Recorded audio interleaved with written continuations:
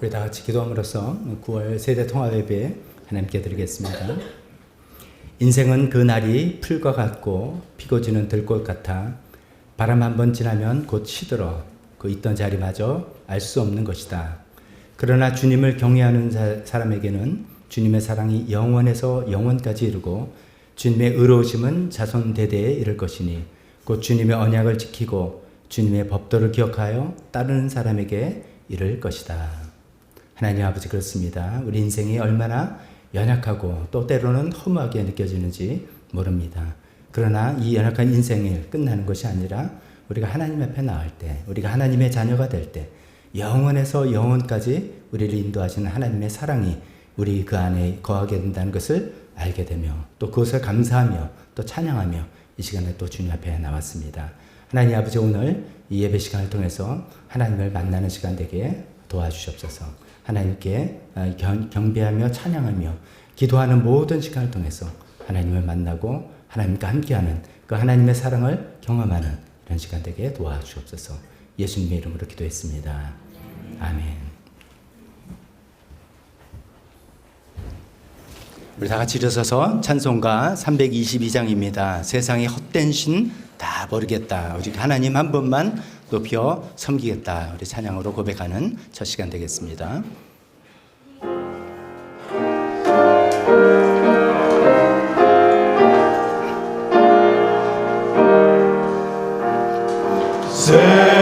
세상의 헛된 신을 버리고 하나님 이름 높여 기리세. 온 천하 백성 모두 나와서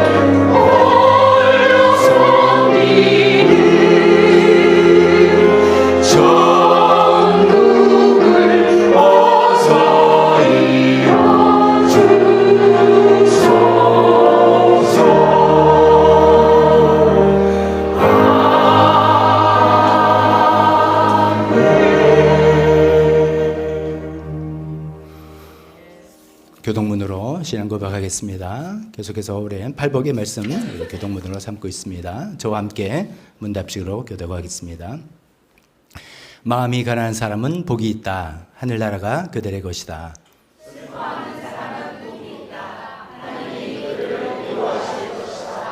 온유한 사람은 복이 있다. 그들이 땅을 차지할 것이다.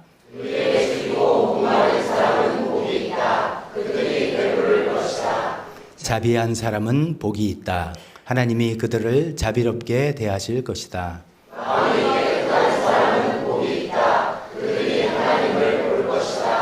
평화를 이루는 사람은 복이 있다. 하나님이 그들을 자기의 자녀라고 부르실 것이다.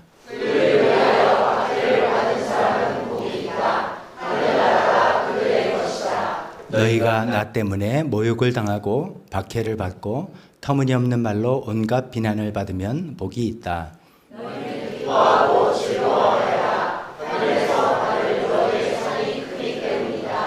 너희보다 먼저 온 예언자들도 이와 같이 박해를 받았다. 아멘.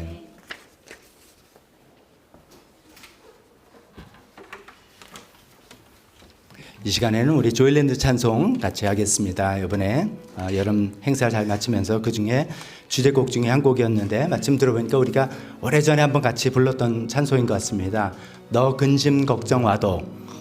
가사 내용 굉장히 좀 무게가 있습니다. 그러니까 어떻게 보면 조일랜드 우리 자녀들이 우리 부모님들께 믿음으로 이렇게 격려도 하고 하는 거라고 생각해도 좋을 정도로 근심 걱정할 때 걱정하지 말아라. 주님께서 우리를 지키십니다. 이런 찬송을 우리 온 세대 다 함께 찬송 배워보면서 뜻깊게 찬양하도록 하겠습니다.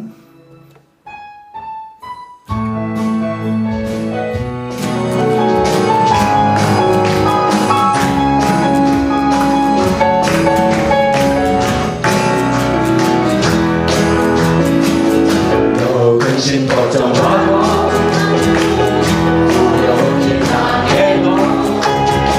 걱정 말아라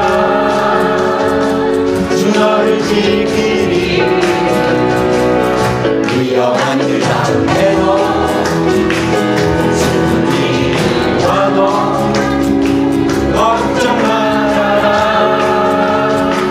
주 너를 지키리 늘 지켜주시리 한 번 더 너 근심 걱정 말고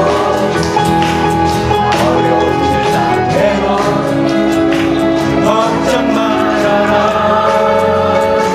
주 너를 지키리 위험한 일 당해도 슬픈 일이 와도 걱정 말아라 주 너를 지키리 늘 지켜주시리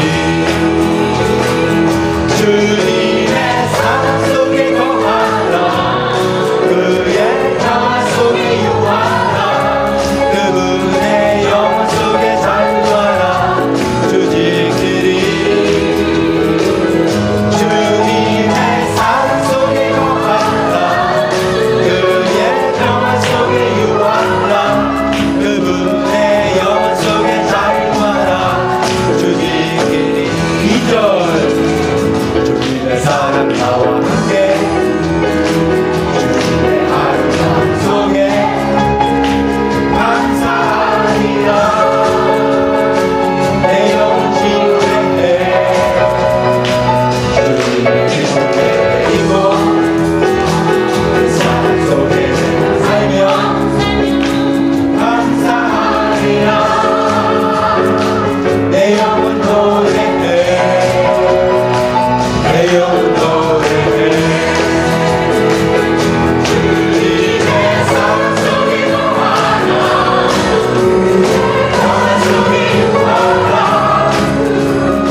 영혼 속에 살구하라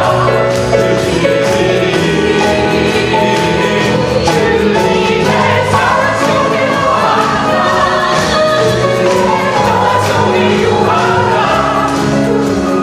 영원 속에 살구하라 주님 한 번 더 주님의 사랑 속에 거하라 영원 속에 유하라 영원 속에 살구하라 주님의 사랑 속에 거하라 영원 속에 유하라 영원 속에 살구하라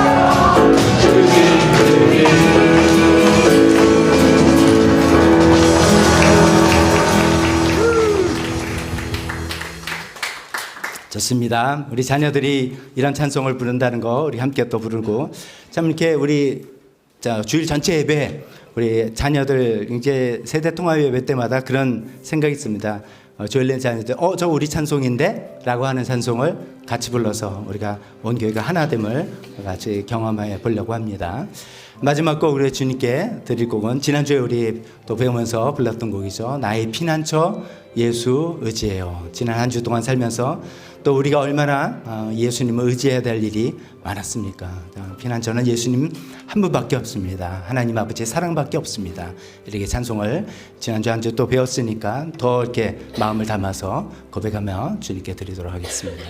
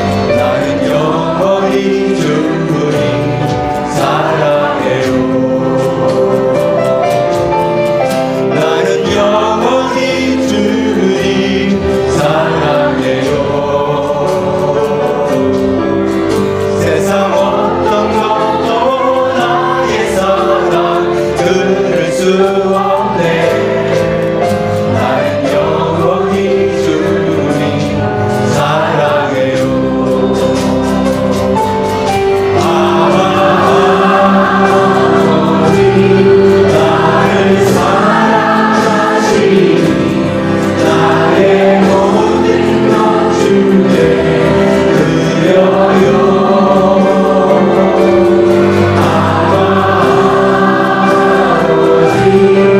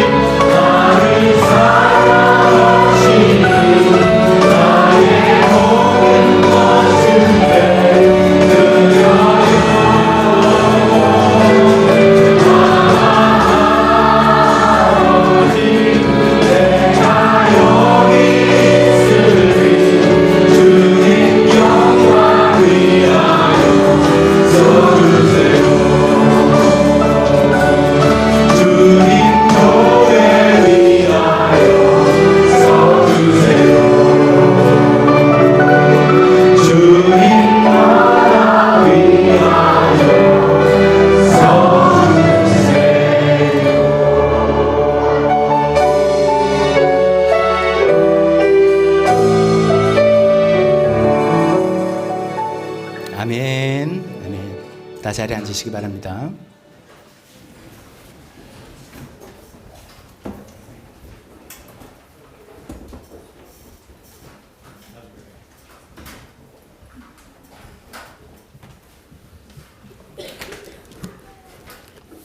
오늘도 하나님께 예배하러 오신 모든 분들 주님의 이름으로 환영합니다. 더위가 좀 가는가 했는데 아직도 좀 남아있는 것 같습니다. 한 주 정도, 좀 2주 정도 우리가 끝까지 잘 버티다 보면 또 선선한 가을, 또 어느새 이렇게 날씨가 춥다 이렇게 될 날이 곧 올 수 있을 것 같습니다. 오늘 세대 통합 예배로 하나님께 예배드립니다. 주걸 보면서 교회 소식 나누겠습니다. 9월 세대 통합 예배 우리 다 같이 드리고 또 특성은 주님의 목장에서 하겠습니다. 오늘 참 동영상 준비 김 목사님 뭐 동영상 있나요? 할 건가? 안 할 건가? 네. 네. 특성 주님 목장에서 하고 다음 주일날 집사님들께 광고된 것처럼 집사 모임 하도록 하겠습니다. 9월 헌금위원 김재현 목사님과 서영미 자매님 한 달 동안 수고해 주시겠습니다.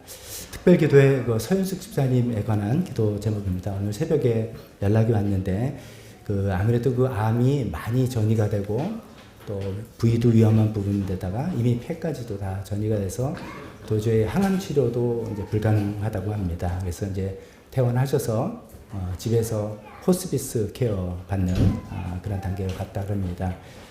어쩌면 이제 남은 시간이 이제 얼마 될지 모르겠습니다. 몇 개월이 될지 모르겠는데 참 서현숙 집사님 개인적으로 아시는 분들 이렇게 참 많죠. 제가 그렇게 한것도 하는데 굉장히 건강 관리 잘하시고 아주 건강하셨던 분입니다. 근데 갑자기 이렇게 되니까 너무 쇼크고 충격인데 남은 시간이 어떻게 되든 하나님께서 아름다운 또 시간들을 잘 보내실 수 있도록 또 간호하는 가족들 지치지 않고 그 일 끝까지 잘 해낼 수 있도록 계속해서 기도해 주시면 좋겠습니다.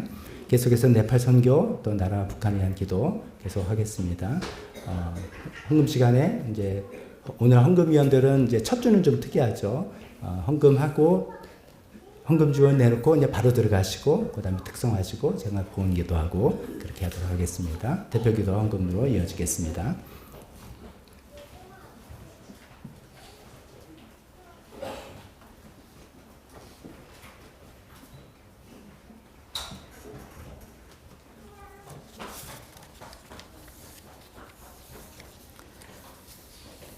사랑하는 아버지 하나님, 오늘도 저희에게 새날을 허락하시고 이 자리로 불러주셔서 주님을 찬양하고 예배하게 하시니 감사합니다. 지난 주간도 저희의 삶 가운데 동행하여 주시고 가장 좋은 것들로 하루하루를 채워주신 은혜에 감사드리며 이 시간 찬양과 기도를 올려드립니다. 세상의 현실과 적당히 타협하고 지냈던 시간들을 용서하여 주시고 우리 주 예수 그리스도의 십자가의 보혈로 우리를 정결케 하시고 새롭게 하셔서 하나님의 자녀로 삼아주신 그 사랑에 감사드립니다.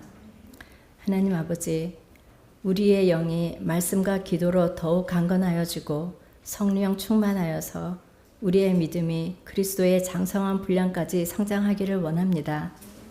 매 순간 우리의 삶 속에서 주님을 인정하고 동행하며 모든 일에 기도로 준비하여 주님의 인도하심을 따라 살기를 원합니다. 이제는 우리의 뜻이 아닌 하나님 아버지의 뜻에 따라 주님의 마음과 시선이 있는 곳에 저희의 기도와 간구가 함께 하기를 원합니다. 지난주까지 설교 말씀을 통해 우리를 향한 하나님의 뜻에 대해 알게 되었습니다. 먼저 우리의 삶 속에서 서로 사랑하고 거룩하여지며 감사하고 영혼 구원을 위해 기도하며 전도하기를 원합니다. 또한 항상 성경 말씀과 기도로 주님의 인도하심을 따라 살기를 원합니다. 우리의 하루하루에 일어나는 모든 일들이 주님의 허락하심이며 축복임을 믿음으로 받아 누리게 하시니 감사합니다. 저희 성도들 가운데 영적으로 육적으로 힘들어하는 지체에게 주님 찾아가 주셔서 주님의 치유의 손길로 안수하여 주시고 강건하게 회복시켜 주시옵소서. 서현숙 집사님의 병원을 위해서 기도합니다. 아버지 하나님, 남은 시간도 주님의 평안 속에 거하고 고통 없이 마지막 가족들과 즐거운 시간을 보낼 수 있도록 하나님 인도하여 주시옵소서. 간호하는 모든 가족들에게 하나님 지치지 않고 기쁨으로 마지막을 함께 보낼 수 있도록 하나님께서 인도하여 주시기를 간절히 바랍니다. 목원들의 영적 성장을 위해 마음에 품으시고 기도로 도우시며 섬기시는 목자 목녀님들의 수고와 헌신을 주님 기억하시고 축복하여 주시옵소서.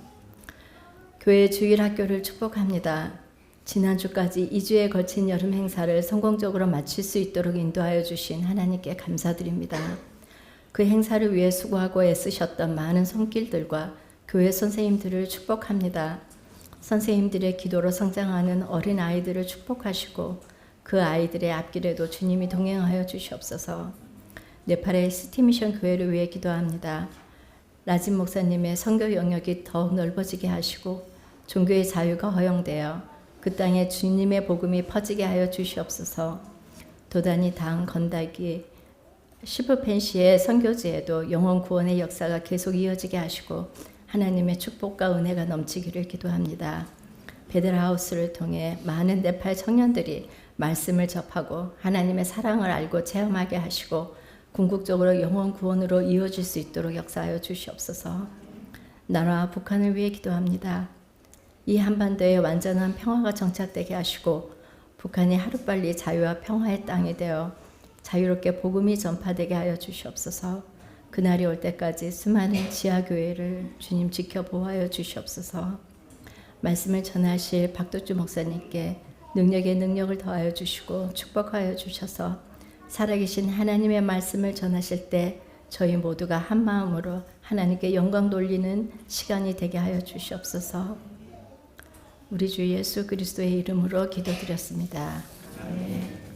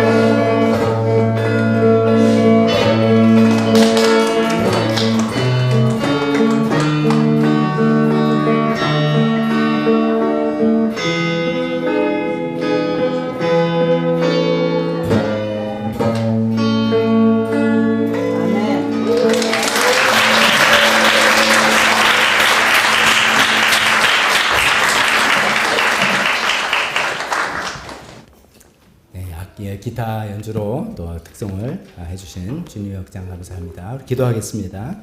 하나님 아버지, 주님께 이렇게 귀한 찬송을 드린 주님의 역장을 주님의 이름으로 축복합니다. 하나님 그들이 불렀던 찬송처럼 우리 하나님, 우리를 보시고 기뻐하시는 그 하나님을 늘 마음에 품고 그 하나님 뜻대로 살아가는 한 번 한 번 다 되게 도와주시고 이 안에서 사랑이 흘러넘치고 또 그 사랑이 다른 분들에게까지 이어져서 많은 분들이 또 목장을 통해서 하나님의 사랑을 경험할 수 있는 그 귀한 주님의 목장에게 주님께서 축복을 내려주시옵소서. 하나님 오늘도 저희가 또 주님 앞에 나와서 귀한 물질 주님께 드렸습니다. 이 물질에 복을 주셔서 이것을 통해서 하나님 나라에 필요한 것들 사용되는 귀한 일들 주님 볼 수 있게 도와주시옵소서. 예수님의 이름으로 기도했습니다. 아멘.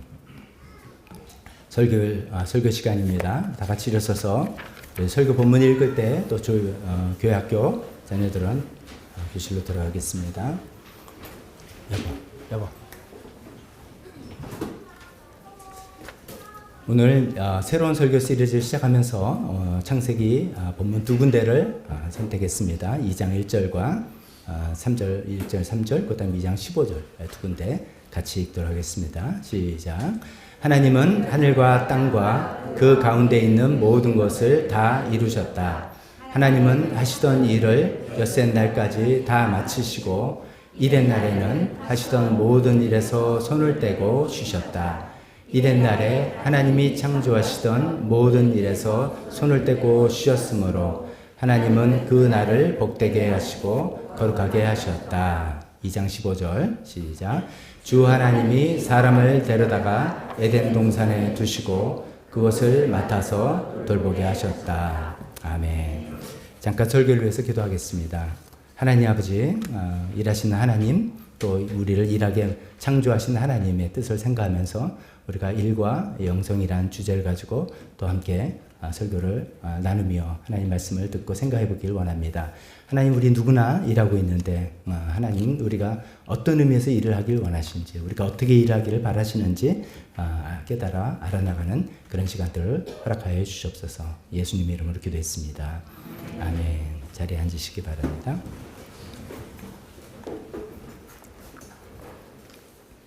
오늘부터 이제 새로운 설교 시리즈를 일과 영성이란 제목으로 시작합니다.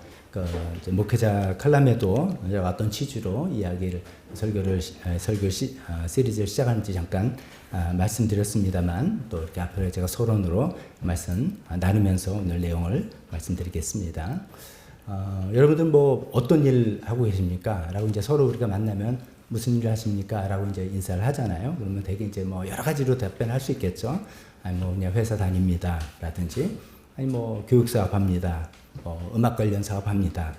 뭐 옷장사합니다. 뭐 이렇게 말하시는 분도 있고 학교에서 가르칩니다. 아니면 회사 조그만 거 운영하고 있습니다. 뭐 이런 얘기도 하고 어떤 분들은 아이 그냥 뭐 이것저것 닥치는 대로 하고 있습니다. 뭐 이런 분들도 있고요. 또 어떤 분들은 요즘 하는 일이 없는데요. 저는 그냥 집안일 하고 있고요. 아니면 그냥 제가 뭐 하다가 은퇴해서 지금은 그냥 놀고 있습니다. 뭐 이렇게 표현하는 분도 있고 또 공부하는 학생입니다. 이렇게 이야기하는 일도 있고 여러 가지 이제 대답을 하겠습니다만은 제가 지금 열거한 이 모든 것들이 전부 다 일이라는 것이죠. 일 중에 우리가 흔히 생각하는 일이라면 돈을 버는 일이다 이렇게 생각을 하는 건데 그건 굉장히 작은 정의고 일은 돈을 벌든 벌지 않든 우리가 하는 모든 노동이 전부 다 일이라고 생각하고 그래야 될 것 같습니다. 어쩌면 이제 우리 직업과 소명, 내가 어떤 일을 과연 하나님께서 나를 부르셨나 이런 소명이죠.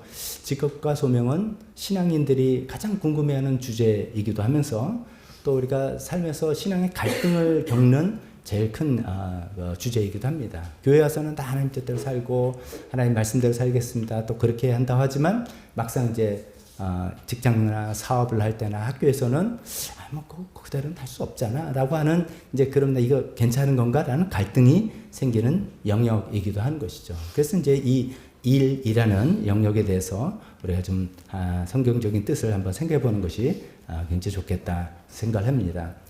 제가 이제 생각해 보니까 아까 막 열거한 일들이 이런 것 같아요.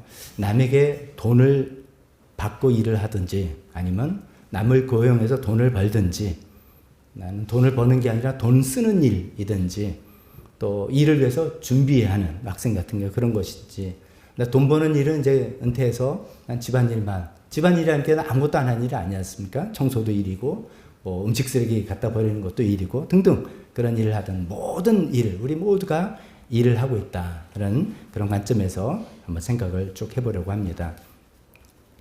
이 시리즈의 제목이 이제 일과 영성이라고 했는데, 이것은 이제 제가 지은 게 아니라 제가 몇 번 이제 인용도 하고 많이 말씀드린 지금은 이제 돌아가신 미국의 팀 켈러 목사님이 쓰신 일과 영성이라는 그 책의 제목입니다. 그 책을 기본으로 제가 설교를 하려고 합니다. 근데 이제 이 책을 보면은 이제 주제가 참 좋고 우리한테 필요한 건데, 그 뉴욕의 그 맨하탄에 있는 그 좀 전문직들이 많은 그런 교회에서 사역하신 분이에요. 그래서 좀 어려워요. 그리고 우리하고는 좀 와닿지 않는다, 그런 내용도 있는 것 같아서 가급적이면 제가 좀 소화를 해서 오늘날 대한민국에 살아가는 우리들에게 맞게 좀 소화를 해서 말씀을 전해 보고자 합니다. 근데 이제 이 주제를 가지고 우리가 쭉 그 성경 말씀을 살펴보는데 포인트는 이겁니다. 우리가 이제 어떤 경험 많은 사람들의 경험, 일이라는 것은, 노동이라는 것은, 직업이라는 것은 이런 어떤 경험과 삶의 노하우를 배우는 시간이 아니고, 결국 하나님께서 우리 인간에게 어떤 의미로 일을 하라고 말씀하셨고, 하나님이 생각하는 일의 그 목적과 방법과 이런 것은 무엇인지를 성경을 통해서 배워보자. 이게 이제 취지이죠. 그래서 이제 하나님의, 특히 이제 창세기부터 시작하는 것은 오리지널 계획이 거기 담겨 있으니까 그 계획과 의도를 배워보면서 살아가는, 생각해보자 하는 것입니다. 아마 이제 설교를 쭉 듣다 보면은 여러분들 가운데는 그 말은 좋은데 나의 현실하고는 너무 좀 동떨어져. 어떻게 그렇게 살아? 또 어떻게 그렇게 생각해? 하는 부분들이 틀림없이 있을 겁니다. 오늘 부분에도 저도 설교를 준비하는 저한테도 그런 것이 있었습니다. 그런데 이제 우리가 가져야 될 기본적인 자세는 이것이 이제 제가 이제 성경을 기반으로 책이 쓰여졌고 성경을 기반으로 말씀을 우리가 나눈다고 할 때 나의 현실과 성경에서 나온 하나님의 생각과 차이가 날 때 우리가 무엇을 선택해야 되는지 우리 자명하죠. 나의 현실이 그만큼 하나님과 지금 많이 동떨어져 있구나. 나도 모르게 이제 세상적인 관점에서만 내가 생각을 했나 보다라고 생각하시고, 어떻게 하면 내가 성경을 통해서 나타나신 하나님의 뜻과 계획에 좀 맞춰 나갈까, 이렇게 이제 방향을 좀 정했으면 좋겠습니다. 그 속도는, 맞춰 나간 속도는 우리 각자가 조절해야 되겠지만 방향은 이제 분명히 그런 거구나. 알았다면 더욱더 확신을 가지고, 잘 몰랐다면 생각을 바꿔나가면서 그렇게 나가보면 좋겠다 생각합니다. 오늘 첫 번째 시간에 그 제목을 하나님처럼 일하고 하나님처럼 쉬라, 이런 제목으로 시작을 해보겠습니다. 하나님처럼 일하라 먼저 이야기를 해보겠습니다. 오늘 창세기 2장에 있는 말씀 우리가 읽었는데요. 거기 2장에 보면 하나님께서 2장 2절에 보면 하나님께서 엿새 동안 하시던 일을 다 마치셨다, 이렇게 표현하고 있습니다. 그 이제 2장 2절에 그 일을 마치셨다, 일이라고 표현되어 있는데, 이것은 뭐냐면 1장부터 우리가 이제 성경을 좀 읽어보면, 성경 보면 태초에 하나님께서 말씀으로 천지를 창조하셨다, 이런 이야기 나오잖아요. 그러면서 첫날은 뭘 하셨고 둘째 날은 뭘, 쫙 이런 일들이 나오죠. 이게 마치 이제 우리가 어떤 회사 다니면서 이번에 참 우리 회사에 명운이 달려있는 어떤 큰 프로젝트를 네가 맡아봐라 라고 할 때, 큰 프로젝트를 맡아서 막 매일매일 몇 날 며칠을 몇 달을 수고해서 그 프로젝트를 마친 것 같은 그런 생각으로 하셔도 좋겠습니다. 하나님께서 온 세계 우주의 창조를 위해서 마음으로 품고 계셨던 그 거대한 원대한 프로젝트를 첫날, 둘째 날, 셋째 날 해서 딱 6날까지 다 그 일을 마치셨다라고 하는 그런 표현인 것이죠. 그렇게 본다면은 성경은 처음부터 일에 대해서 이야기하고 있다는 것이죠. 우리가 보통 성경은 구원에 관한 이야기 아니야? 이렇게 생각을 하는데, 맞습니다. 구원에 관한 이야기지만, 그렇지만 이야기의 처음의 시작은 일에 관한 이야기를 하고 있다는 거죠. 일과 노동이 얼마나 중요하고 얼마나 우리 인간에게 기본적인 요소인지를 창세기 처음에 어떻게 출발하느냐부터 우리가 보면서 알 수가 있겠다는 것입니다. 자, 그래서 하나님께서 처음부터 태초부터 일을 하셨다, 천지창조부터 일을 하셨다, 이렇게 이야기 되는데, 혹시 여러분 그런 궁금함이 생기지 않습니까? 하나님이 엿새 동안 일하시고 일했어야 되는데 쉬셨다라고 했는데, 아니 근데 뭐 성경을 읽어보니까 뭐 힘든 일 한 것 같지가 않아요. 뭐예요? 이게 첫날 뭐 하셨습니까? 빛이 있으라. 이게 뭐 같아요? 야, 물 좀 떠와라. 그러면 이제 물 떠오는 거 같잖아요. 힘이 하나도 안 드는 일이에요. 근데 그렇게 둘째 날도 말씀으로 뭐 해라. 갈라져라. 갈라주고. 뭐 어떻게 해라. 아니, 말씀만 하셨는데, 뭐 하나님이니까 말씀이라고 제가 표현하죠. 우리 같으면 그냥 말만 했는데, 여섯째 나 너무 힘든 것 같아. 7일날 좀 7일간 쉬어야 되겠어. 이렇게 생각하는 거냐 이거죠. 제가 이제 그런 생각이 들었어요. 말씀을 이제 준비하면서 하나님 창조 때부터 일하셨다 생각했는데 가만히 생각해보니까 말만 하셨어요. 그게 뭐 힘든 일일까? 이렇게 생각을 했는데 가만히 또 생각해보니까 이것이 이제 인간적으로 우리 입장에서 인간적으로 생각해보면 엄청난 정신노동이다. 이런 거죠. 여러분 말 한마디 하는 게 이게 말 한마디 하는 게 뭐가 이렇게 힘들어? 이라고 생각하시죠?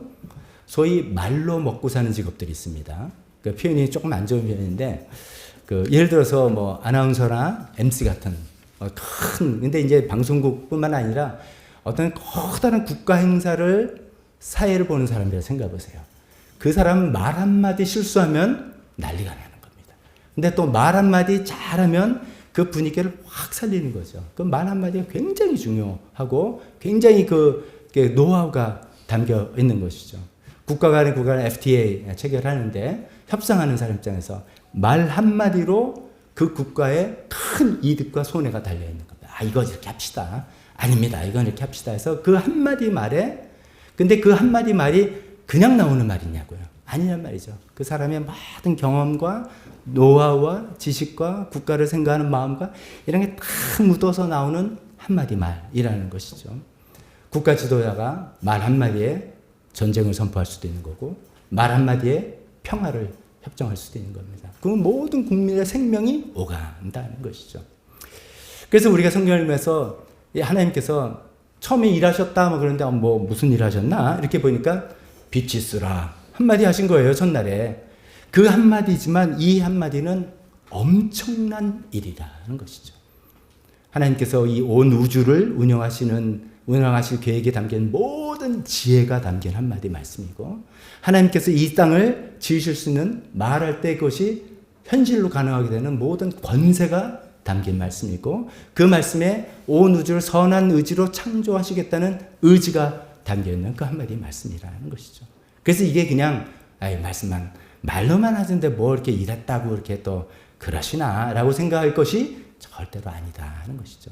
하나님의 모든 생각과 모든 권세와 모든 지혜가 다 담긴 그런 말씀으로 하루 일하셨다라고 우리가 이해하면 좋겠습니다. 하나님께서 근데 이제 그럼 소위 말해서 정신노동이라고 할 수 있을까요? 이런 일만 하신 게 아니다고 성경은 이야기하고 있습니다. 2장을 넘어가면 어떤 이야기가 나오냐면 하나님께서 그 에덴 동산을 이제 우리가 보통 에덴 동산이 있어 이렇게 되는데 성경은 정확히 그걸 뭐라 표현하면 2장 8절에 하나님이 에덴 동산을 일구셨다 이렇게 표현하고 있어요. 일구셨다라는 것이 마치 정원사가 정원을 거름도 주고 이제 잡초도 뽑고 그래서 모양을 하면서 여기는 무슨 꽃을 심고 여기는 무슨 풀을 심고 이렇게 해서 나무를 심고 해서 가꾸는 그런 용어를 썼다는 거죠. 하나님께서 에덴 동산을 정원사처럼 일구셨다. 또 2장 7절에 앞으로 보면 하나님께서 우리 인간들을 그냥 지으셨다. 말씀으로 사람아 생겨라 이렇게 하지 않으시고 흙으로 사람을 지으셨다. 형성하셨다. 폼했다라고 이야기하고 있습니다. 마치 이게 뭐냐면 도자기 장인 같은 느낌도 좀 들고요. 도자기가 장인에서 이렇게 해서 잘 그런 느낌도 들고 조각가 같은 느낌도 들고 조각을 깎아내는 조각가가 아니라 진흙과 같은 뭘 같이 만들어서 형상물을 만드는 조각가 같은 그런 느낌도 들고요. 그 다음에 또 그렇게 만드신 다음에 사람의 코에 생명의 기운을 불어넣으셨다. 이것도 일이죠. 우리가 이제 우리 인간적으로 생각해보면 이제 응급처치를 하는 응급의사, 그래서 심폐소생술을 하는 것 같은 훅훅 바람을 넣는 것 같기도 하고 아니면 예술적인 영감을 불어넣어주는 어떤 예술가 같기도 하고 등등 이런 것입니다. 이런 일을 아까 말씀으로 하는 정신노동이라 할 수 있는 그런 일만이 아니라 이런 육체노동이라 할 수 있는, 물론 그 예술적인 것도 있고 모두 있겠지만 그런 일을 하신 하나님이라고 성경 우리에게 말씀해 주고 있습니다. 흥미로운 거는 이제 구약 성경에 이제 히브리어로 쓰여 있을 거 아니에요. 근데 그때 노동, 일이라고 번역될 수 있는 그 단어가 두 가지 종류가 있는데, 하나는 그냥 뭐 숙련되지 않은 일, 그냥 거칠고 막노동 같은 일이라고 표현하는 단어가 있고, 한 단어는 굉장히 장인들이 할 법한 아주 기술적이고 숙련된 노동을 의미하는 그런 일이란 단어가 있습니다. 근데 이 창세기 우리가 읽은 부분에서 하나님이 일하셨다라는 일은, 여러분 퀴즈, 어떤 단어 썼을까요? 막노동 일? 아니면 숙련된 일? 전자, 후자? 당연히 후자죠. 하나님께서 정말 기술적으로, 아주 전문적으로, 아주 섬세하게 후원대를 모든 지혜를 짜서 말씀으로도 하셨고 실제로 이렇게 손으로도 이렇게 하신 것 같은 그런 하나님이라고 설명을 하고 있습니다. 그래서 하나님은 말과 행동으로 일하시면서 이 온 우주를 창조하셨다. 성경에서 그렇게 말하고 있습니다. 말과 행동으로 일하시면서, 그냥 하나님 천지를 창조하셨다가 아니라, 그럼 굉장히 좀 막연하잖아요. 말과 행동으로 일을 하시면서 세상을 창조하셨다. 그런 하나님으로 성경 우리에게 이야기하고 있습니다. 하나님의 창조하시는 일은 창조에서 그냥 끝난 게 아니라, 오늘 우리가 쭉 살펴볼 일은 아니겠지만 우리의 모든 필요를 공급하는 그런 일도 합니다. 필요를 공급, 우리가 먹을 것도 필요하고, 우리에게 뭐 음식도 필요하고, 물도 필요하고, 가정에는 자녀들도 필요하고, 뭐 어려움이 있지만 문제를 해결해 주는 것도 필요하고 하지 않습니까? 그 모든 해결책을 공급해 주시는 하나님, 끊임없이 하나님께서 우리의 필요를 공급해 주시는 하나님으로 이야기합니다. 군대말로 그런 거 있습니다. 전투에는 패해도 병참에 물건 공주 이거 패하는 장수는 모가지다, 뭐 이런 얘기 있어요. 이게 엄청나게 중요한 거예요. 아무리 뭘 시작해도 계속 물자가 공급되지 않으면 전쟁을 이길 수가 없으니까 이 공급이 또 굉장히 중요한 건데, 하나님께서는 끊임없이 우리에게 필요한 것을 채워주시는, 공급해 주시는 그런 일을 하고 계시는 하나님이다 라고 또 이야기하고 있습니다. 근데 그걸 현재 창조하시고 공급하신 하나님 첫 번째 생각했다면, 두 번째로 우리와 연결되는 거는 거기서 끝나는 것이 아니라, 하나님께서 하신 일을 인간에게 위임하시는 일을 하셨어요. 위임하셨다. 이게 이제 성경에 있는 이야기 몇 가지 말씀드리겠습니다. 하나님께서 아까 에덴 동산을 일구셨다. 하나님 다 일궈 놓으셨는데, 그럼 하나님께서 그냥 가꾸시면 되잖아요. 그런데 그러지 않고 사람을 만들어서 에덴 동산에 두면서 그 에덴 동산을 맡아서 돌보게 하셨다. 2장 15절. 이제 여기 네가 맡아서 잘 관리해봐.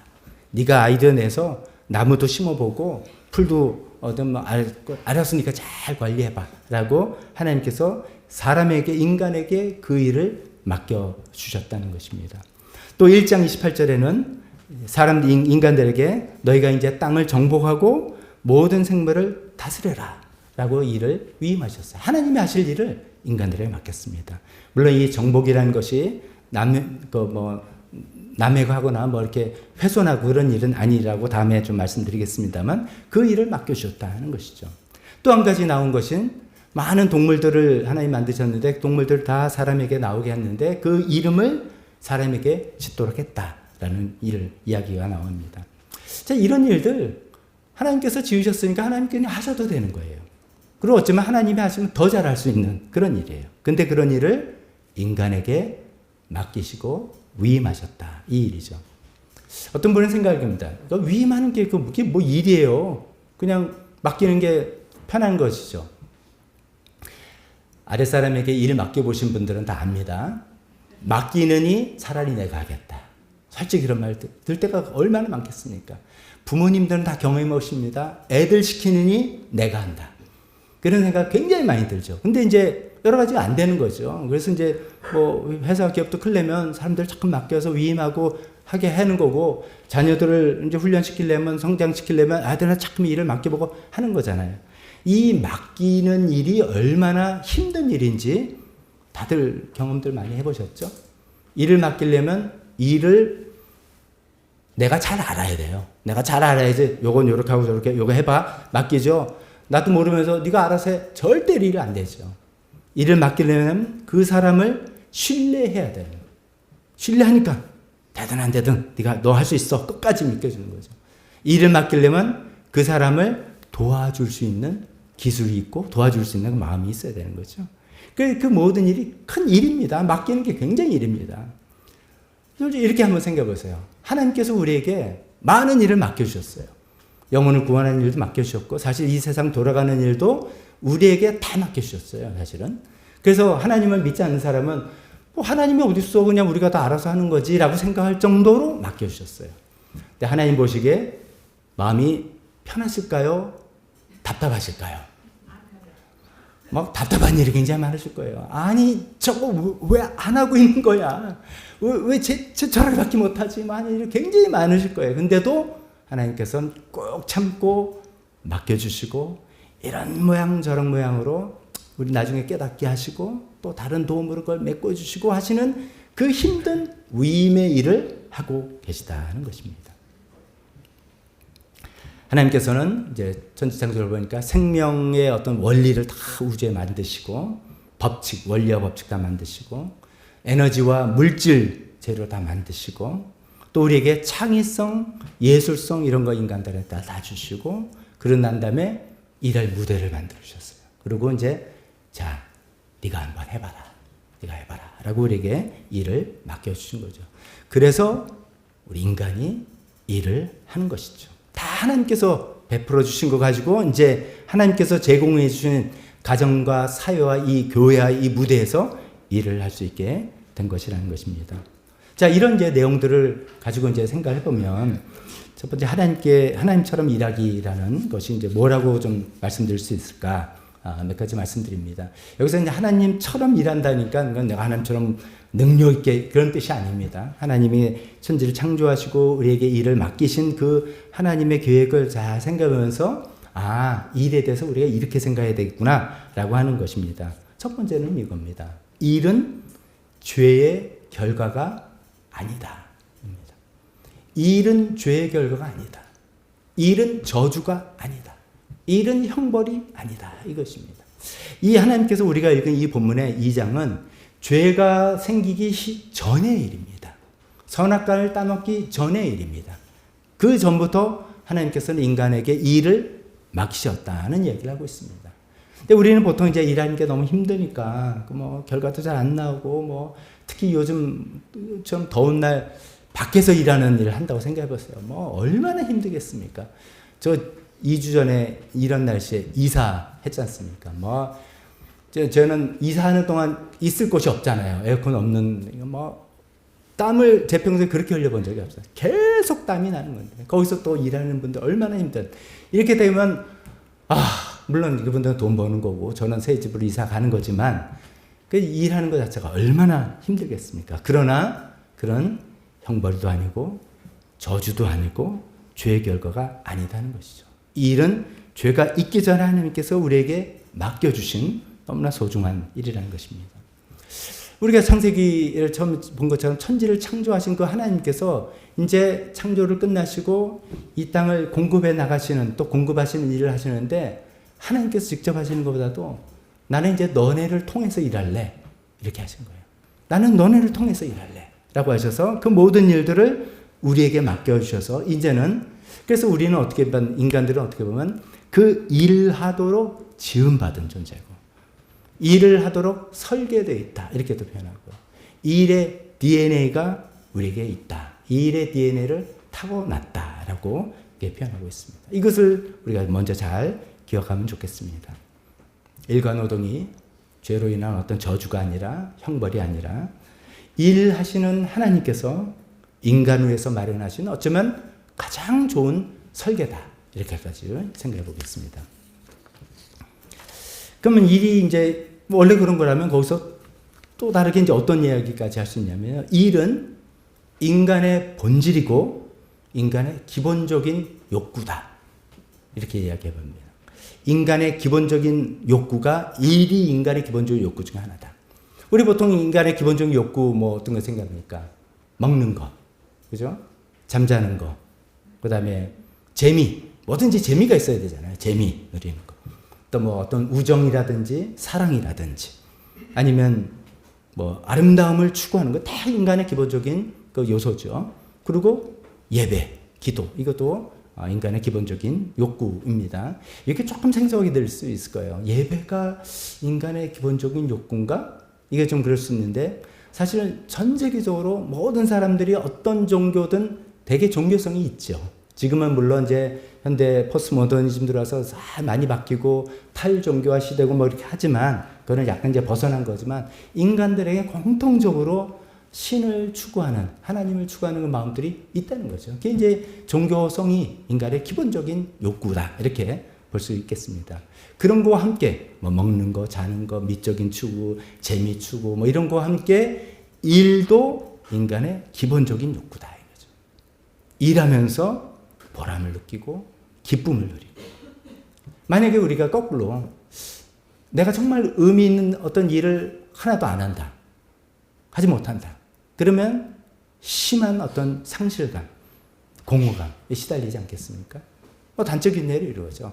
회사를 출근했는데 해고는 분명히 안 당했는데 내 책상을 뺐어요.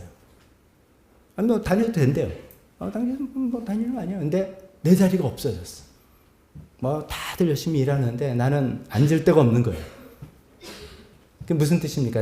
알아서 나가라는 뜻인데 해고는 안 당했으니까 뭐 있어도 되지. 그럴 수도 있어요. 그렇지만 내가 뭔가 의미 있는 일을, 생산적인 일을 하지 않는다는 상황을 견디기가 쉽지는 않죠. 그래서 그냥 때려치고 그런 것이죠. 우리가 준비를 안 한 채로 은퇴하면은 은퇴 후에 상실감이 크게 온다, 그런 얘기를 하지 않습니까? 뭐 열심히 뭐 다른 쳇바퀴 일을 하다가 갑자기 일이란 개념을 그렇게 그 일만 생각하니까 일을 그만두고 나면 나는 이제 뭐지? 나의 존재감은 없네? 이렇게 생각하는 것이죠. 또 이제 여성분들 중에서 예를 들어서 뭐 쭉 공부하고 전문직을 갖고 있다가 어떤 계기로 해서 육아와 어떤 가정 살림을 위해서 내가 일을 밖에서 일하는 거 그만두고 그냥 집안일만 한다라고 할 때 또 일에 대한 정의가 올바르지 않으면 나는 뭐야? 나 이게 뭐야? 뭐 하는 거야? 굉장한 공허감, 상실감에 빠지기가 쉽죠. 그러니까 일이 우리가 얼마나 보람과 기쁨을 주는 어떤 기본적인 욕구다 하는 것이죠. 그래서 어떤 분은 이런 얘기까지 합니다. 도로시 세이어즈라는 영국의 한 19세기 분인데요. 추리소설 작가이면서 신학가인 여성 신학가입니다. 이분이 이제 쭉 일에 대한 성경의 내용을 쭉 공부하고 난 다음에 이런 식으로 제가 짧게 요약해보면 이렇습니다. 일에 관한 기독교적 관점은 무엇인가? 한번 잘 들어보세요. 살기 위해서 일하는 게 아니라 일하기 위해서 살아야 한다. 다시 말씀드릴까요? 살기 위해서 일하는 것이 아니라 일하기 위해서 살아야 한다. 전 처음에 듣고 뭐지? 이런 생각이 들었어요. 우리는 보통 뭐라고 합니까? 왜 이렇게 일합니까?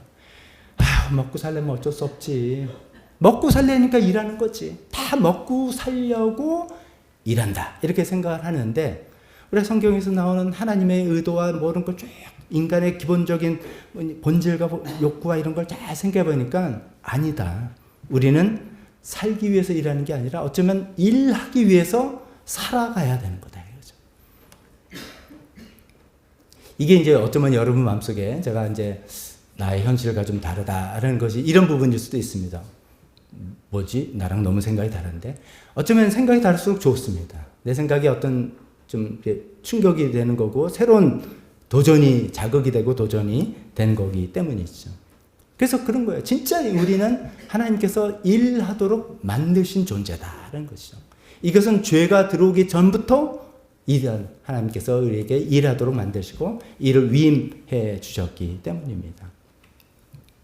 자, 그래서 우리가 이제 여기까지만 좀 생각해보면, 자, 이제 뭐 우리 가끔 그러잖아요. 힘들 때, 일 좀 그만하고 난 좀 실컷 놀았으면 좋겠다, 이런 생각 해서 이제 놉니다. 여러분이 놀 수 있는 그 맥시멈 그 기간은 얼마입니까? 한 1주? 2주? 3주? 모르겠어요. 각자 다르지만 저 같으면 2주 이상 휴가가 아직 해본 적도 없지만 힘들어요. 그러고 이제 다시 오면은, 휴가도 좋았는데 일하니까 너무 좋다. 이런 생각 들지 않습니까? 우리 보면 이제 평생 그런 분들 있잖아요. 일 안 하고 이렇게 먹고 살 거 다 갖춘 분. 그래서 평생 놀고 먹고 사는 그런 사람처럼 보이는 분 있잖아요. 야, 저 팔자 되게 좋다. 부럽다. 라고 생각하십니까? 아닙니다. 절대로 그렇지 않습니다. 사실 우리가 일할 수 있는 게 얼마나 감사한 건지 모릅니다. 물론 일하는 거 힘듭니다. 왜냐하면 다음에 우리가 쭉 살펴보겠지만 일에 죄가 개입돼서 일이 힘들어지게 된 거죠. 그렇지만 일 자체가 죄가 아니고 일 자체가 저주가 아니라고 말씀드렸죠. 왜냐하면 죄 전에 하나님께서 우리에게 일을 맡겨주셨기 때문이죠. 그래서 일하는 게 힘들기도 하지만 일이 얼마나 축복입니까? 일하면서 돈도 벌고 시간도 보내고 성과에 대한 보람도 누리고 잘하면 칭찬과 존경도 받고 물론 잘 안 될 때 좌절하면서 겸손도 배우고 일하면서 사람과 교제도 하고 일을 하면서 건강도 챙기고 일은 축복이고 일은 감사입니다. 하나님께서는 우리도 일하도록 지으셨습니다. 먹고 살기 위해서 어쩔 수 없이 일하는 것이 아니라 일하기 위해서 산다. 이렇게까지도 생각하면 좋겠습니다. 두 번째, 하나님처럼 쉬라. 생각해 보겠습니다. 2장 2절에 보니까 일의 날에는, 일곱째 날에는 하나님께서 하시던 모든 일에서 손을 떼고 쉬셨다. 이렇게 되어 있습니다. 세번역을 읽으면 가끔 이런 표현들이 신선하게 다가옵니다. 우리 개역개정에 저도 옛날부터 교회 다니니까 옛날부터 들었던 표현은 하나님께서 이랬죠. 모든 일을 그치고 쉬었다. 안식하셨다. 그런데 모든 일을 그치고 이렇게 됐는데 세번역 보니까 모든 일에서 손을 떼고 쉬셨다. 이게 표현이 확 와닿는 거예요. 손을 떼야 돼요. 손을 떼고 쉬어야 되는데 손 안 떼고 쉬는 분들 있잖아요. 그거 안 된다는 것이죠. 그래서 두 번째로 우리가 생각해 볼 것은 하나님처럼 일하자. 하나님 같은 능력을 일하자는 건 우리가 안 되지만 하나님께서 우리를 일하는 존재로 만드셨고 일은 죄와 형벌도 아니고 하나님 우리에겐 이 일이 보람과 기쁨이고 축복이다. 이런 거 말씀드리는 것입니다. 두 번째는 하나님처럼 쉴 줄도 알아야 된다라는 이야기를 해보겠습니다. 일은 인간의 본연이다. 기본적인 욕구다. 그래서 너무나 중요한 의미다. 있지만 쉴 줄도 알아야 된다는 거죠. 근데 여기서 제가 이제 쉴 줄 안다는 것도 또 이제 좀 이렇게 깊게 새롭게 생각해 봅니다. 우린 좀 쉰다면은 보통 그래 잘 쉬어야지 재충전돼서 다 또 나가서 일할 수 있지라고 생각하지만 그것 이상이다는 것입니다. 왜냐하면 하나님처럼 쉬는 게 뭔가 생각해 보세요. 여러분 하나님께서 이제 상상해 봅니다. 아까 제가 이제 말을 하는 게 정신 노동이다라고 이제 했지만 그다음에 또 일도 하셨으니까 이런 많이 일하시고 이제 엿새 일하시고 나 좀 쉬어야 되겠어. 이제 힘들어. 그래서 7일째 쉬고 그래야지 내가 그 다음에 또 일할 수 있으니까 라는 재충전의 의미로 하나님께서 주셨습니까? 아니죠. 하나님은 사실 쉬실 필요가 없으셨어요. 방전된 게 없어요. 에너지가 방전된 그런 게 없었어요. 그 다음날을 위해서 쉬는 그런 쉼이 아니셨어요. 그럼에도 불구하고 하나님께서는 모든 일에서 손을 떼고 쉬시고 뿐만 아니라 우리 인간들에게도 너희도 7일째는 쉬어라 라고 명령까지 하셨다는 거죠. 왜 그럴까? 그것은 일도 굉장히 중요한 거지만 이 쉼 자체도 굉장히 중요하다라는 것을 하나님께서 보여주시기 위한 겁니다. 이 쉼에 대해서는 우리가 좀 이제 우리 사람들 성향이 뭔가 맨날 일을 하지 않으면 좀 불안하고 안 좋게는 불안하고 좋게는 에너지가 넘치는 분이 있습니다. 뭔가 일을 해야 되는 분 잘 한번 이 내용 들어보셔야 됩니다. 일 중독자 잘 드셔야 됩니다. 더 나아가서 일이 우상이 되는 분, 일이 자기 존재를 드러내는 우상이 되는 분, 내가 이런 일을 하는 거니까 난 대단한 존재라고 생각하는 게 우상이죠. 그런 분들도 잘 들으셔야 됩니다. 또 반면에 제대로 쉼을 갖지 못하는 분, 쉴 틈이 어딨어 라고 하는 생각이거나 올바른 방법으로 쉴 줄 모르는 분들도 잘 생각해 보셔야 되겠습니다. 올바른 쉼, 올바른 여가 활동 이런 거 한번 생각해 보겠습니다. 여러분 보통 어떻게 쉬십니까? 이제 일하시고 쉬는 어떤 형태로 쉬십니까? 이게 되게 이제 나는 밀린 잠 시커 자야지. 잠을 자면서 쉬기도 하고요. 그 다음에 너무 머리 썼어. 브레인 좀 쉬어야 돼. 그래서 요새는 뭐 멍 때리기 대회 이런 거 있잖아요. 그 좀 필요하다 그러잖아요, 사실. 계속 우리가 머리를 쓰기 때문에 이것을 쉬어야 되는, 육신만 아니라 이 브레인을 쉬는 시간이 필요하다. 그래서 멍 때리는 시간. 멍 때리는 방법 중에는 이제 뭐 테레비 같은 거 틀어놓고 자는 것도 도움이 되기도 하고, 요즘 아마 많은 분들이 쉬면서 주로 스마트폰 보면서 쉴 겁니다. 이거 보면서 셔츠 보고 아니면 좀 보면서 이렇게 쉬기도 하고, 또 이제 뭐 맛있는 음식 먹고 뭐 좋은 사람들이랑 대화 나누면서 쉬기도 하고, 경치 좋은 구경을 하면서 쉬시기도 하고, 뭐 어떤 분들은 운동을 하면서 아주 바람직하게 쉬는 분들 있고 이렇습니다. 다 이제 우리가 이제 휴식을 갖고 쉬는 방법일 텐데, 좀 하나님처럼 쉰다는 게 뭔가, 이거를 한번 생각해 보겠습니다. 이 책의 저자 팀 켈러 목사님이 다른 분의 이야기를 인용하면서 이야기합니다. 이 다른 분이라는 분은 독일의 카톨릭 철학자 요제프 피퍼라는 분입니다. 저 뭐 잘 모르는 유명한 분은 아닌 것 같은데, 이분이 이제 여가는 문화의 기반이다라는 그런 책을 썼다 합니다. Leisure, The Basics of Culture 이런 책을 썼는데요. 참 저도 읽어보면서 새롭다, 그리고 이렇게까지? 이라고 도전이 되는 그런 내용입니다. 저도 그렇게 삽니다. 절대로 못하지만 이런 게 하나님처럼 쉬는 건가? 라고 생각하면서 같이 이야기를 소개해 보려고 합니다. 이 책의 저자 피퍼라는 분은 이렇게 얘기합니다. 이분이 이제 여가라는 단어를 썼는데, 이 여가가 우리가 이야기하는 쉼, 휴식 같은 용어입니다. 쉼이란 그저 일을 안 하는 상태가 아니다. 우리가 쉰다 그러면 일하다가 일하거나 일 안 하거나, 일 안 하면 쉰다 이렇게 생각하는데, 쉰다는 것은 그저 일 안 하는 상태가 아니라 하나님께서 만드신 사물을 있는 그대로 묵상하고 즐길 수 있는 영적, 정신적 태도다. 어려워. 왜 이렇게 어렵습니까? 근데 이런 거죠. 포인트는 이런 거죠. 이 쉼의 정의가 열심히 일하고 이제 일 스탑 하면 쉼이 아니라는 거예요. 쉼이 아니라, 쉼 자체는 내 주변에 있는 사물, 우리 같으면 하나님께서 주신 자연 만물, 또 하나님께서 나에게 베풀어 주신 우리 인간 관계, 이런 거라고 저는 말하고 싶습니다. 이런 것들의 아름다운 가치를 내가 즐기고 묵상할 수 있는 정신적, 영적인 태도를 쉼이라고 이야기하는 거죠. 근데 거기 이제 조건이 하나 더 있는데 뭐냐면, 효용 가치나 쓰임새 상관없이. 이게 중요한 거예요. 효용 가치나 쓰임새 상관없이. 이게 왜 중요하냐면, 우리 현대 자본주의 사회잖아요. 우리는 뭐든지 돈이 되는 거 이렇게 생각합니다. 일하다가 쉬어야 된다. 왜? 잘 쉬어야지 그 다음날 일주일 왕성하게 일할 수 있잖아. 효용 가치를 따지는 거예요. 이 쉼과 여가를 효용 가치를 따져가지고선 어떤 쉼을 가져야지 나한테 가장 이게 효용 가치가 있는 쉼이다, 이렇게 판단하는데 익숙해 있는 우리에게 도전하는 거라는 거죠. 하나님의 쉼은 그런 게 아니었다 이거죠. 하나님이 6일째 잘 쉬고 나 7일째 좀 쉬어야지 그 다음부터 내가 이 공급하는 일, 위임하는 일 더 잘할 수 있을 거야, 이러지 않으셨다는 거죠. 하나님은 그냥 쉼 자체를. 그럼 하나님은 어떤 쉼이냐? 이게 먼저 좀 나오는데요. 하나님께서 창조하셨던 6일 동안 창조하셨던 것을 보시고 즐기셨어요. 하나님께서 첫째 날 빛이 있으라 한 다음에 보시기에 좋았더라. 뭐 한 다음에 보시기에 좋았더라. 그리고 6일째 인간까지 만드시키고 난 다음에 보시기에 참 좋았더라. 하나님께서 만드신 창조를 보고 그를 보시면서 즐기면서 감상하시면서 기뻐하시는, 그게 하나님의 쉼이에요.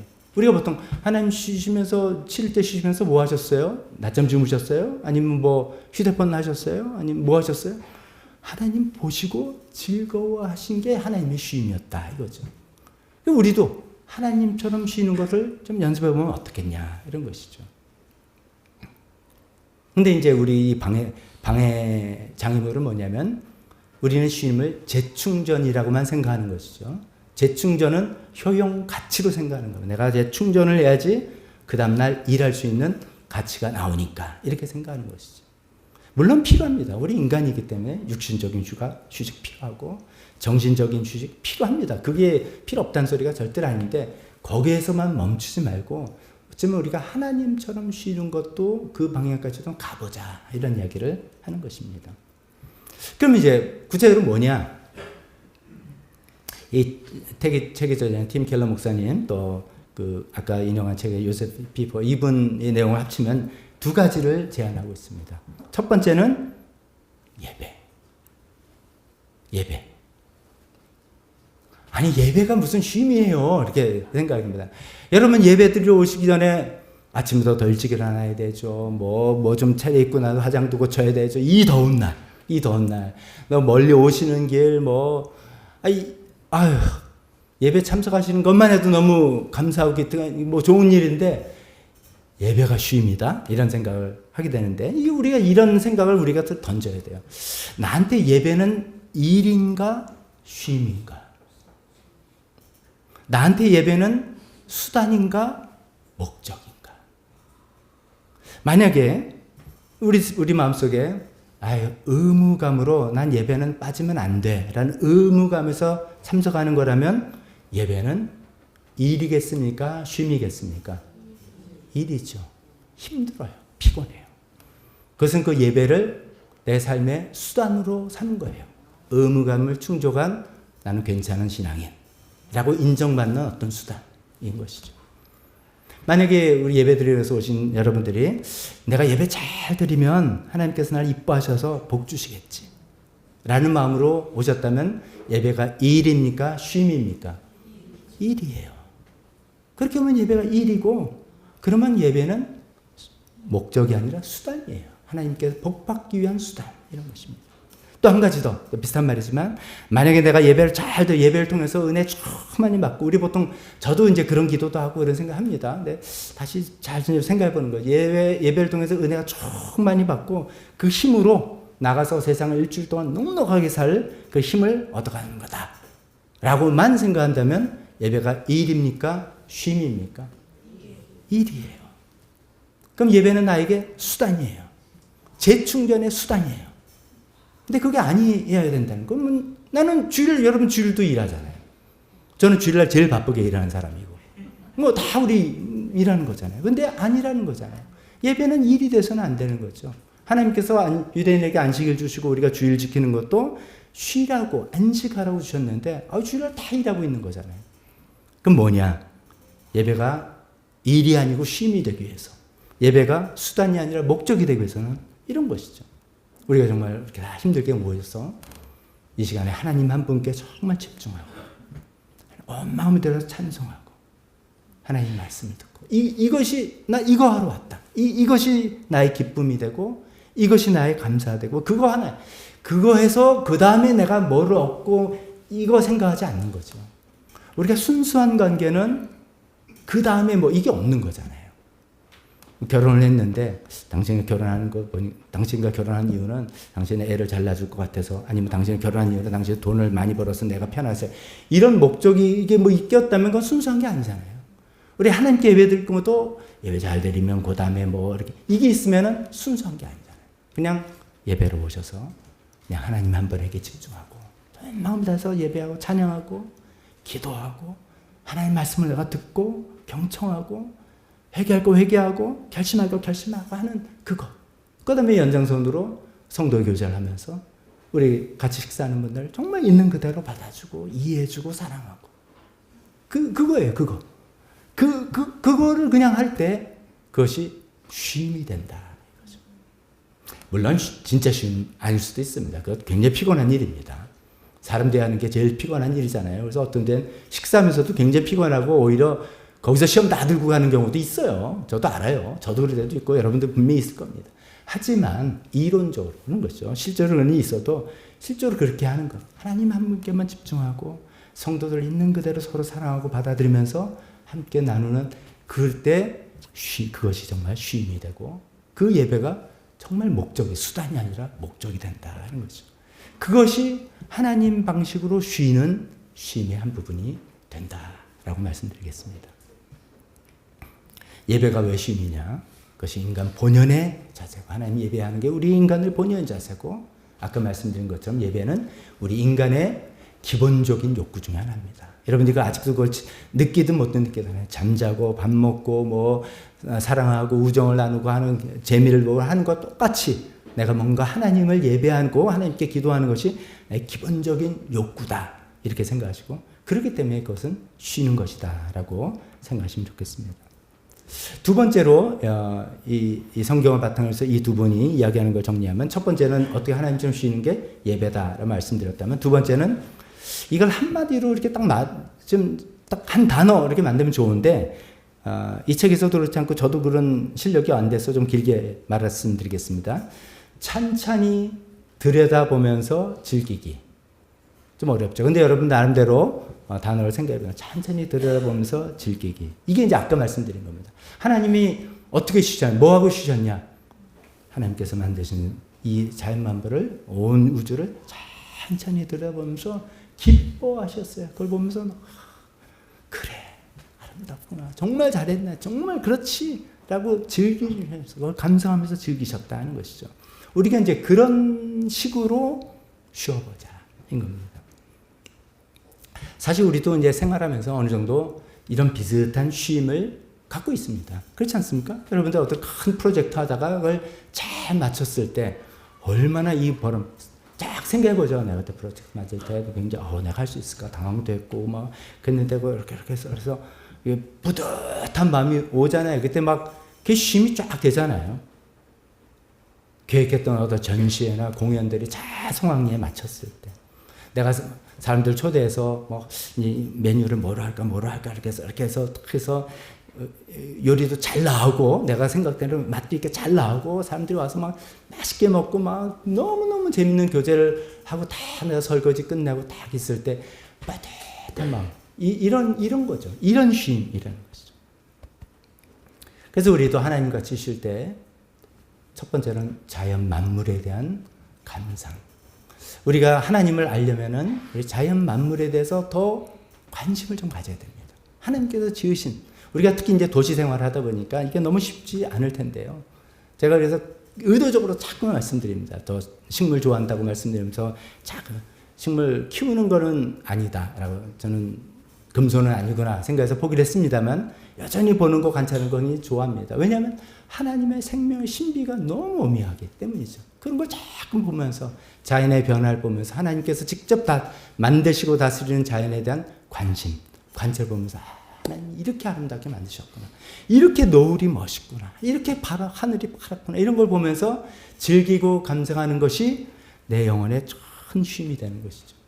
또 한쪽으로는 하나님께서 만드셔서 서로 지내게 하는 사랑하는 사람들과 좋은 사람들과 가족들과 함께 아름다운 관계를 하면서 그 사람의 어려운 점을 생각하고 같이 기도해주고 기쁜 일을 같이 기뻐해주고 하는 그 관계를 통해서 또 기뻐해주고 쉬는 쉼을 갖게 된다는 것입니다. 물론 이런 식으로만 쉬지는 않습니다. 우리는 육신적으로도 잠도 자야 되고요. 정신적으로도 멍 때리기를 하든 뭘 하든지 쉬어야 됩니다만 거기서만 머물지 말고 이런 자연 만물을 통해서 또 사람과의 관계를 통해서 이런 하나님 같은 쉼을 가져보자라는 말씀입니다. 말씀하면 정리해 보겠습니다. 하나님처럼 일하자라는 말씀드렸습니다. 일은 죄의 결과가 절대로 아니다. 일은 죄 이전에 하나님께서 우리에게 맡겨주신 겁니다. 우리는 일하도록 설계되어진 사람입니다. 하나님 대신해서 일하도록 하나님께서 우리를 지으셨다 이겁니다. 또 일은 인간의 본질이자 기본적인 욕구입니다. 그래서 일은 축복이고 이런 감사입니다. 우리 하나님의 대리자로서 하나님께서 우리에게 맡겨주신 일을 충실하게 행하는 우리 모두가 되었으면 좋겠습니다. 두 번째, 하나님처럼 쉬자라고 말씀드렸습니다. 재충전할 필요가 없는 하나님께서 일부러 쉬었다는 걸 생각합시다. 물론 우리는 육신적, 정신적 재충전 필요합니다만은 하나님처럼 쉬는 것이 뭔지도 한번 연습해 봅시다. 하나님처럼 쉰다는 것은 두 가지 말씀드렸습니다. 예배하면서 예배가 정말 나의 쉼이 되는 것을 우리 경험해보고 그렇게 애쓰고 또 하나님께서 지으신 자연 만물, 인간관계를 정말 바라보면서 그 안에서 찬양과 감사의 마음을 점점 갖게 된다면 우리 본질적인 하나님 같은 쉼을 얻을 수 있게 될 것입니다. 우리 그런 말씀을 가지고 우리 삶을 나는 어떻게 일하고 있는가, 나는 어떻게 쉬고 있는가, 이런 것들 또 생각해보는 시간들 되었으면 좋겠습니다. 우리 반주해 주실 때 다 같이 한번 기도하는 시간 갖도록 하겠습니다. 어쩌면 지난 한 주를 지나면서 일하는 것이 너무 힘들다, 지겹다라고 생각하시는 분 있을 수도 있겠습니다. 공부하는 학생들도 일인데, 그 공부가 일인데 공부는 왜 이렇게 힘들고 어려운가, 갑갑하다라고 생각하시겠습니다. 왜 집안일은 해도 끝이 나지 않는가, 그리고 아무도 알아주지도 않는 것 같은가 라는 생각이 있습니다. 내 회사에서, 직장에서 주어진 일을 왜 이렇게 해결하기가 어려운가, 정말 힘들다라고 생각하는 그런 적이 있을지도 모르겠습니다. 물론 일은 여전히 힘듭니다만 우리는 하나님께서 일하는 존재로 만드셨다는 것을 기억합시다. 일은 결코 죄의 결과가 아니라 형벌이 아닙니다. 하나님께서 우리가 일하는 존재로 만드셔서 일은 우리의 기본적인 욕구다라는 생각을 하면서 하나님 뜻 가운데서 하나님 도움으로 그 일을 잘 해봐야 되겠다고 우리 긍정적인 마음대로 한번 바꿔봤으면 좋겠습니다. 또 일이 너무 많아서, 일이 너무 빠져서 쉴 줄 모르시는 분 계십니까? 올바른 쉼 갖지 못하시는 분 계십니까?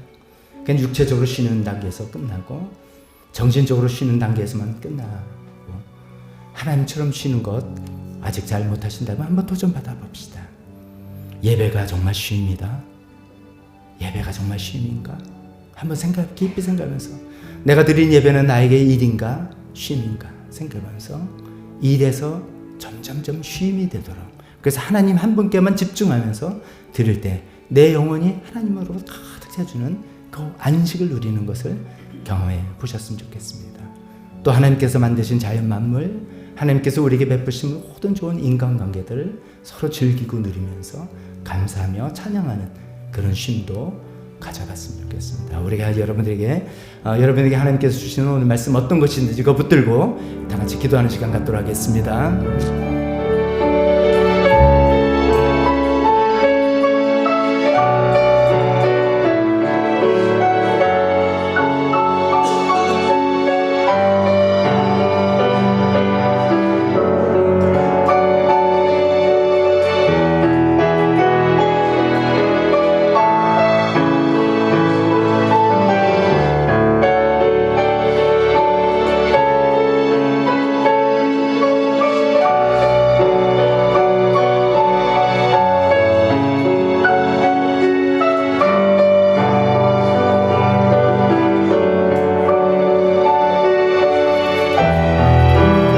같이 일어서셔서 헌신 찬송하겠습니다.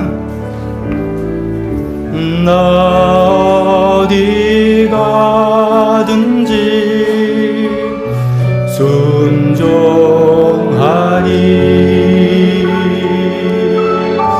나 어디든지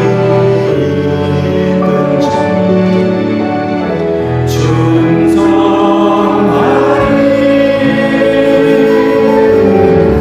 주 나의 하나님 왕 되신 주 영원히 주님만 찬양하리.